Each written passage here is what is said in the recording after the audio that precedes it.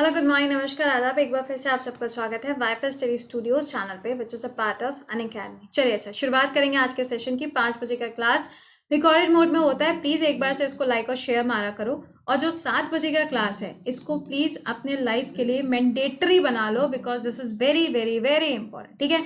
इसके अलावा 10:30 बजे जो आपका क्लास होता है ये क्लास आपका मंडे टू थर्सडे रहता है। जरा ध्यान दीजिएगा, मंडे टू थर्सडे ये क्लास आपका होता है विच इज़ वेरी इंपॉर्टेंट। क्यों? क्योंकि इसमें आपको प्राइज जीतने का भी मौका मिलता है। तो इस वीक का तो खत्म हो गया है ना। अब आएगा कब? अगले वीक में, यानी कि नेक्स्ट मंडे टू थर्सडे आपके लिए पॉलिटी के क्लासेस रहेंगे। कितने बजे? 10:30 बजे हम आपको पॉलिटी थ्योरी पढ़ाएंगे और उसी थ्योरी का आपका टेस्ट हुआ करेगा कितने बजे? 11:15 बजे। ऑल इंडिया लेवल पर ये टेस्ट होता है। फर्स्ट, सेकेंड और थर्ड जो विनर्स होते हैं उनको प्राइजेस भी मिलते हैं। तो 10:30 बजे की क्लास में अनअकैडमी स्पेशल फ्री क्लास में आना मत भूलना। पॉलिटी स्टार्ट हो रही है फ्रॉम मंडे। ठीक है। अगला ये देखिए, आपको मैंने यहाँ तक पढ़ा दिया है। अब आज का आपका लास्ट टॉपिक कौन सा है? सेल एंड टिश्यू हम आपको पढ़ाने वाले हैं, जो आपके स्टेट पीएससी, आपका सीडीएस, एनडीए, एसएससी, रेलवे हर एक एग्जाम के लिए इंपॉर्टेंट है। तो इसको ज्वाइन करना मत भूलना और इनके बेसिस पे आपका टेस्ट होगा 8 बजे। ठीक है।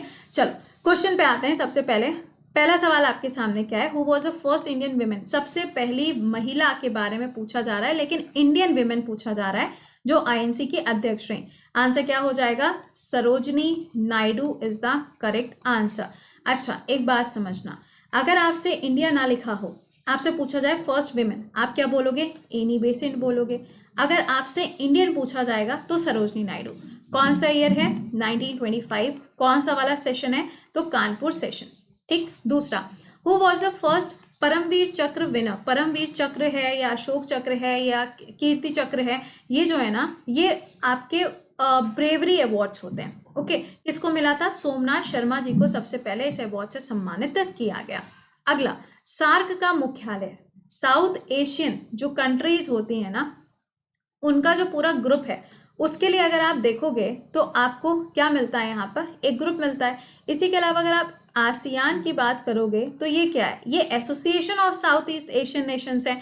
इसका मुख्यालय जकार्ता में। इसका मुख्यालय कहाँ मिलेगा? काठमांडू के अंदर। बट एक पॉइंट याद रखिएगा कि काठमांडू में इसका मुख्यालय तो है, लेकिन जब ये बनाया गया था तो ये कहाँ बना था? ढाका के अंदर बना था। और ढाका में कौन से ईयर में?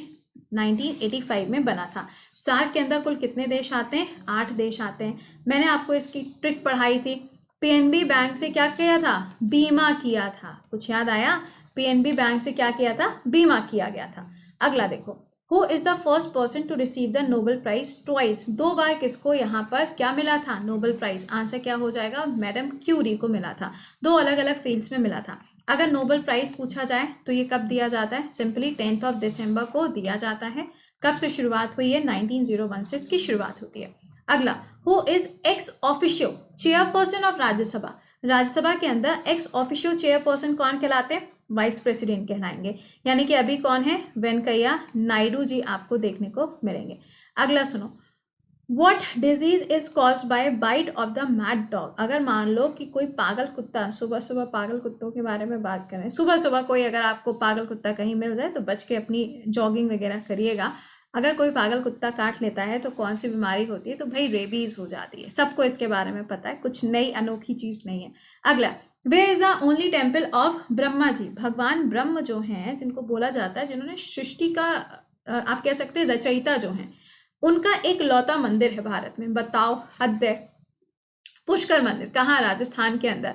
ऐसे अगर आप देखेंगे तो भगवान विष्णु के बहुत सारे मंदिर आपको मिलेंगे, साउथ में मिलेंगे। अभी जैसे सोमनाथ टेम्पल मैंने आपको बताया था, भगवान शिव का मंदिर है, सब लोग जानते हैं, है ना। तो इसकी जो ट्रस्ट है, अभी रिसेंटली उसकी जो अध्यक्षता कर रहे हैं, उसके जो चेयरपर्सन बने थे वो पीएम मोदी जी रहे थे। ओके। अगला, which state of India has the highest production of rice? सबसे ज्यादा राइस का प्रोडक्शन कहाँ? वेस्ट बंगाल से होगा। अगर पूछा जाता है आपसे कि सबसे बड़ा प्रोड्यूसर तो हो गया, लेकिन राइस बाउल ऑफ इंडिया, तो भैया आंध्र ही मार्क करना। और अगर पूछा जाए rice bowl of central India तो आप छत्तीसगढ़ मार्क करके आना। 2 अलग अलग बातें। हाँ भाई, आजकल देखो रेलवे क्या कर रहा है, ऑप्शन से खेल रहा है। ऑप्शन ये ना हो तो ये मार्क कर देना। जैसे कि गंगा ऑप्शन में नहीं दिया तो भैया ब्रह्मपुत्र मार्क करना पड़ेगा, या जैसे कि हरियाणा ऑप्शन में नहीं दिया तो राजस्थान मार्क करना पड़ेगा। ये ऐसे देख के जाना, ठीक है। अगला, who was the first Indian to be elected to be the British parliament. भैया कौन अपॉइंट किया गया था ब्रिटिश पार्लियामेंट में? तो दादा भाई नरोजी। और दादा भाई नरोजी जी की अगर बात करी जाए तो आईएनसी की अध्यक्षता इन्होंने कितनी बार करी हुई है, ये आप मुझे कमेंट बॉक्स में बताएंगे, क्योंकि मैंने आईएनसी के ऊपर पूरा चैप्टर पढ़ाया, थ्योरी पढ़ाई है। कितने बजे? दोपहर 2 बजे के क्लास में। तो इसीलिए कहते हैं अगर आप दोनों क्लासेस को मिस कर रहे हो तो आप बहुत बड़ी चीज़ को मिस कर रहे हैं। 3 ही क्लास होते हैं मेरे, 3 क्लास को ज्वाइन नहीं करोगे तो लाइव कैसे चलेगी भाई? चलानी पड़ेगी ना लाइव। चलो बताओ, साइंटिफिक नेम ऑफ मैन क्या हो जाएगा? होमोसेपियंस है, बचपन से सुनते चले आ रहे हैं ना। अगला, what is the frequency of ultrasonic wave? Ultrasonic जो वेव्स होती हैं उसकी फ्रीक्वेंसी कितनी होती है? 20,000 हर्ट्ज से ज़्यादा आपको अल्ट्रासोनिक की जो फ्रीक्वेंसी है वो मिलेगी। अगला, what is the temperature maximum density of water, है ना। तो टेम्परेचर की बात हो रही है तो 4 डिग्री सेल्सियस पर हो जाएगा।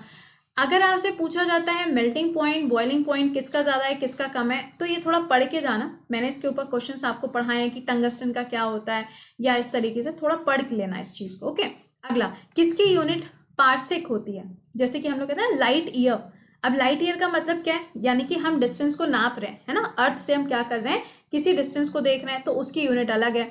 या सपोज करो हमने कहा कि ये वाला जो प्लैनेट है ये इतने लाइट ईयर दूरी पर है, तो ये सब क्या है, आपके लाइट ईयर एक तरीके से यूनिट होती है। उसी तरीके से पार्सेक होता है। ये क्या कहता है, जैसे कि मानो ये है, दूसरी चीज यहाँ पर है, और ये क्या है, इस सर्कल के अंदर है, तो इस यूनिट को, इसको नापने की यूनिट को हम क्या कहते हैं? पार्सेक कहते हैं, ठीक है। तो ये क्या है? This is a geographical unit, okay. चलो नेक्स्ट क्वेश्चन पे आओ, अगला सवाल बताओ, what material is the IC chip off computer is made up of? जो कंप्यूटर की आईसी चिप होती है ना, कहते हैं चिप चली गई है इसकी, तो ये किसकी बनी होती है? ये सिलिकॉन की बनी हुई होती है। इंपॉर्टेंट है, ध्यान रखना, कंप्यूटर पे क्वेश्चंस बन रहा है। What is the unit of lens capability? Lens capability की बात करोगे तो ये क्या हो जाएगा? डायोप्टर रहेगा। अगला, what is the human body temperature? जो ह्यूमन बॉडी होती है उसका अगर नॉर्मल टेम्परेचर देखा जाए तो कितना होता है? ये रहेगा।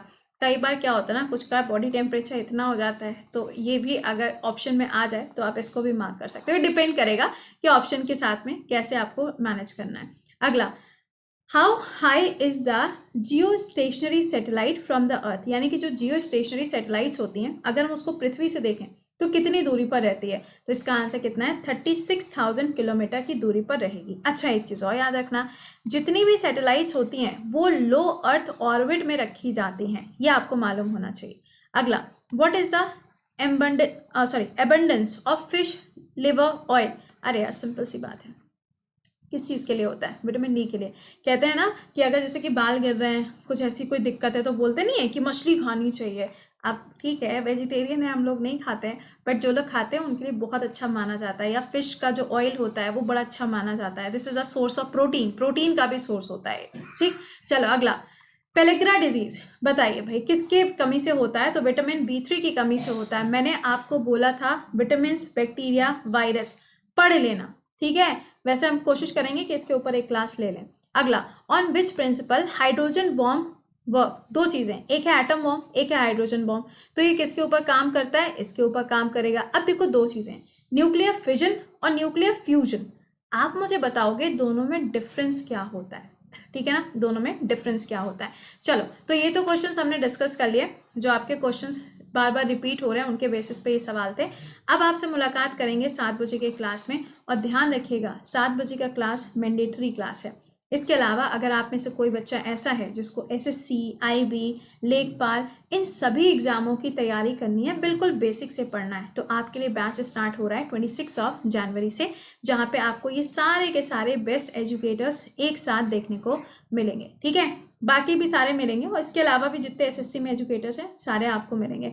GS के सारे सब्जेक्ट्स हम ही आपको पढ़ाएंगे, बट ऐसा नहीं है कि आप बाकी एजुकेटर्स का क्लास नहीं देख सकते, आप सबका क्लास देख पाओगे। मैथ्स, इंग्लिश, रीजनिंग, सारे क्लासेस, ठीक। इसका अमाउंट इंक्रीज हो रहा है, कब से? 25 जनवरी से। तो अभी आपके पास में मौका है इस बैच को ज्वाइन करने का। 5400 में पूरे साल भर की छुट्टी, और कोड लगाना पड़ेगा, तभी 10% डिस्काउंट होगा। तो कोड इज कृति10, ठीक है। चलो मिलते हैं 7 बजे के सेशन में, और हाँ 10:30 और 2 बजे का क्लास मिस मत करिए। Till then bye bye and take care.